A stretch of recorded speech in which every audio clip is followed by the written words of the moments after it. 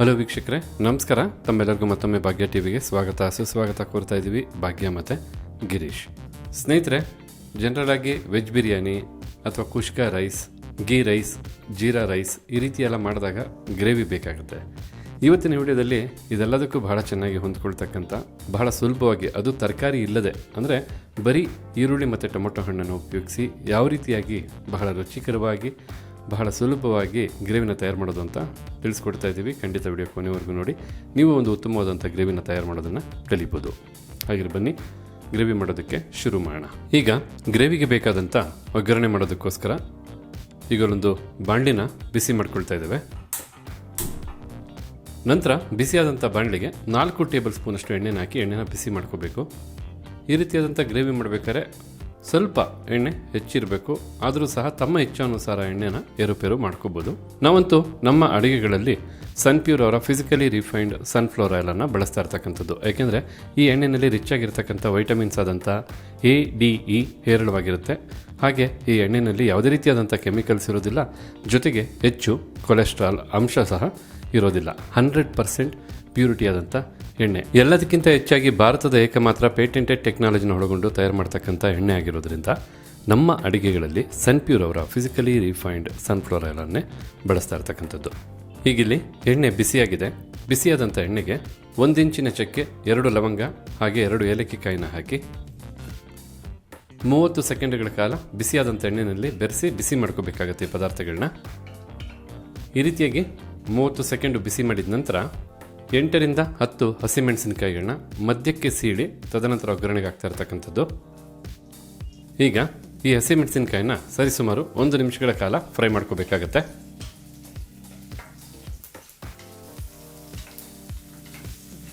ಹೀಗಿಲ್ಲಿ 1 ನಿಮಿಷಗಳ ಕಾಲ ಹಸಿಮೆಣಸಿನಕಾಯಿನ ಚೆನ್ನಾಗಿ ಎಣ್ಣೆಯಲ್ಲಿ ಫ್ರೈ ಮಾಡಾಯಿತು. ಖಾರನೂ ಸಹ ತುಂಬ ಚೆನ್ನಾಗಿ ಬಿಟ್ಟಿರುತ್ತೆ. ಈ ಸಮಯದಲ್ಲಿ 1 ಇಡಿಯಷ್ಟು ಪುದೀನ ಸೊಪ್ಪನ್ನು ಹಾಕಿ ಪುದೀನ ಸೊಪ್ಪಿನ ಜೊತೆಗೇ 2 ಈರುಳ್ಳಿಗಳನ್ನ ಬಹಳ ಚಿಕ್ಕದಾಗಿ ಕಟ್ ಮಾಡಿ ಬಳಸ್ತಾ ಇರ್ತಕ್ಕಂಥದ್ದು. ಈಗ ಮೀಡಿಯಂ ಫ್ಲೇಮ್ನಲ್ಲೇ 3 ರಿಂದ 4 ನಿಮಿಷಗಳ ಕಾಲ ಇದನ್ನೆಲ್ಲ ಫ್ರೈ ಮಾಡ್ಕೋಬೇಕಾಗತ್ತೆ. ಈ ಒಂದು ಒಗ್ಗರಣೆಯಲ್ಲೇ ಗೊತ್ತಾಗ್ಬಿಡುತ್ತೆ ಅರೋಮದಿಂದ ಎಷ್ಟು ಖಾರ ಈ ಒಂದು ಗ್ರೇವಿ ಒಳಗೊಂಡಿರುತ್ತೆ ಅಂತ. ಆದಷ್ಟು ಚೆನ್ನಾಗಿ ಈ ರೀತಿ ಎಡೆಬಿಡದೆ ಮಿಕ್ಸ್ ಮಾಡ್ತಾನೆ ಫ್ರೈ ಮಾಡ್ಕೊಳ್ಳಿ. ಈಗ ಇಲ್ಲಿ ನೋಡ್ತಾ ಇರ್ಬೋದು, ಈರುಳ್ಳಿ ಮತ್ತು ಪುದೀನ ಸೊಪ್ಪನ್ನು ಬಹಳ ಚೆನ್ನಾಗಿ ಫ್ರೈ ಮಾಡಾಯಿತು. ಈ ರೀತಿಯಾಗಿ ಫ್ರೈ ಮಾಡಿದ ನಂತರ ಈಗ ಶುಂಠಿ ಬೆಳ್ಳುಳ್ಳಿ ಪೇಸ್ಟು 2 ಟೇಬಲ್ ಸ್ಪೂನಷ್ಟು ಹಾಕಿ 30 ಸೆಕೆಂಡ್ಗಳ ಕಾಲ ಇದನ್ನೆಲ್ಲ ಫ್ರೈ ಮಾಡಬೇಕಾಗತ್ತೆ. ಈ ರೀತಿಯಾಗಿ 30 ಸೆಕೆಂಡು ಶುಂಠಿ ಬೆಳ್ಳುಳ್ಳಿ ಪೇಸ್ಟನ್ನು ಸಹ ಸೇರಿಸಿ ಫ್ರೈ ಮಾಡಿದ ನಂತರ 4 ಟೊಮೊಟೊ ಹಣ್ಣನ್ನು ಈ ಒಂದು ಹದಕ್ಕೆ ಕಟ್ ಮಾಡಿ ಬಳಸ್ತಾ ಇರ್ತಕ್ಕಂಥದ್ದು. ಸ್ವಲ್ಪ ಚಿಕ್ಕದಾಗಿ ಕಟ್ ಮಾಡಿ ಬಳಸಿದ್ರೆ ಸಾಕಾಗುತ್ತೆ. ಈ ಸಮಯದಲ್ಲೇ ರುಚಿಗೆ ತಕ್ಕಷ್ಟು ಉಪ್ಪನ್ನು ಸಹ ಹಾಕಿ ಟೊಮೊಟೊ ಹಣ್ಣನ್ನು ಫ್ರೈ ಮಾಡೋದ್ರಿಂದ ಟೊಮೊಟೊ ಹಣ್ಣು ಬಹಳ ಚೆನ್ನಾಗಿ ಫ್ರೈ ಆಗುತ್ತೆ. ಟೊಮೊಟೊ ಹಣ್ಣು ಚೆನ್ನಾಗಿ ಬೆಂದು ಮೃದು ಆಗಬೇಕು, ತುಂಬ ಚೆನ್ನಾಗಿ ಸಾಫ್ಟ್ ಆಗಬೇಕು, ಅಲ್ಲಿವರೆಗೂ ಫ್ರೈ ಮಾಡ್ಕೋಬೇಕು. ಯಾಕೆಂದರೆ ಇದು ಗ್ರೇವಿ ಆಗಿರೋದ್ರಿಂದ ಎಷ್ಟು ಚೆನ್ನಾಗಿ ಟೊಮೊಟೊ ಹಣ್ಣನ್ನು ಫ್ರೈ ಮಾಡ್ತಿರೋ ಅಷ್ಟು ಸೊಗಸಾದಂಥ ರುಚಿನ ಖಂಡಿತ ಪಡಿಬೋದು.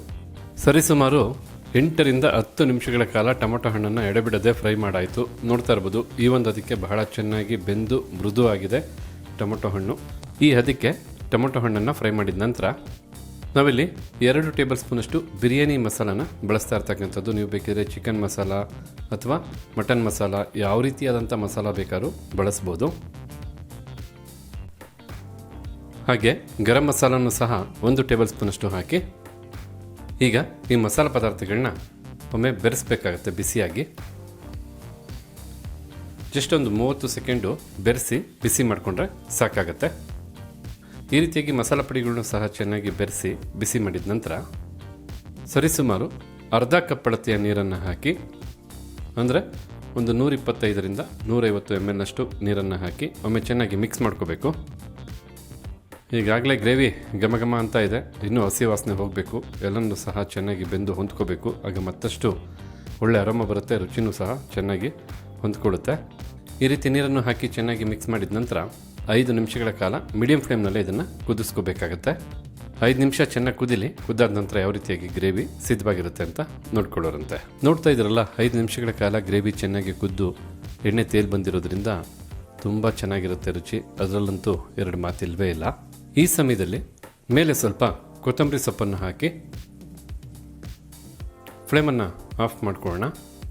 ಬಿಸಿ ಇರಬೇಕಾದ್ರೆ ಒಮ್ಮೆ ಇದನ್ನೆಲ್ಲ ಚೆನ್ನಾಗಿ ಮಿಕ್ಸ್ ಮಾಡ್ಕೊಳ್ಳೋಣ. ನೋಡ್ತಾ ಇದ್ದೀರಲ್ಲ, ಕೊತ್ತಂಬರಿ ಸೊಪ್ಪನ್ನು ಸಹ ಹಾಕಿ ಚೆನ್ನಾಗಿ ಬೆರೆಸಾದ ನಂತರ ಬಿಸಿ ಬಿಸಿಯಾಗಿ ಯಾವ ರೀತಿಯಾಗಿ ಗ್ರೇವಿ ಸಿದ್ಧವಾಗಿದೆ ಅಂತ.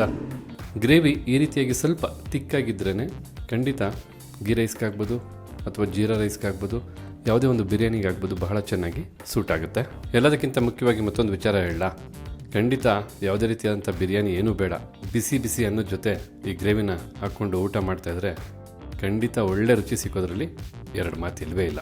ಹಾಗೆ ನೋಡ್ಕೊಂಡ್ರಲ್ಲ ವೀಕ್ಷಕರೇ, ಯಾವ ರೀತಿಯಾಗಿ ಬಿರಿಯಾನಿಗಾಗ್ಬೋದು, ಗೀ ರೈಸ್ಗಾಗ್ಬೋದು ಅಥವಾ ಜೀರಾ ರೈಸ್ಗಾಗ್ಬೋದು ಹೊಂದ್ಕೊಳ್ತಕ್ಕಂಥ ಗ್ರೇವಿನ ಬಹಳ ಸುಲಭವಾಗಿ ಹೆಚ್ಚು ತರಕಾರಿ ಇಲ್ಲದೆ ಬಿಸಿ ಬಿಸಿಯಾಗಿ ರುಚಿ ರುಚಿಯಾಗಿ ತಯಾರು ಮಾಡ್ಬೋದು ಅಂತ. ಖಂಡಿತ ನೀವು ಒಮ್ಮೆ ಈ ರೀತಿಯಾದಂಥ ಗ್ರೇವಿನ ಮಾಡಿ ನೋಡಿ, ನಿಮಗೂ ಮನೆ ಮಂದಿ ಎಲ್ಲರಿಗೂ ಬಹಳ ಚೆನ್ನಾಗಿ ಇಷ್ಟ ಆಗುತ್ತೆ. ನೀವು ಮಾಡ್ತಕ್ಕಂಥ ಊಟದ ರುಚಿ ಖಂಡಿತ ಡಬಲ್ ಆಗುತ್ತೆ ಅಂತಲೇ ಹೇಳ್ತೀನಿ.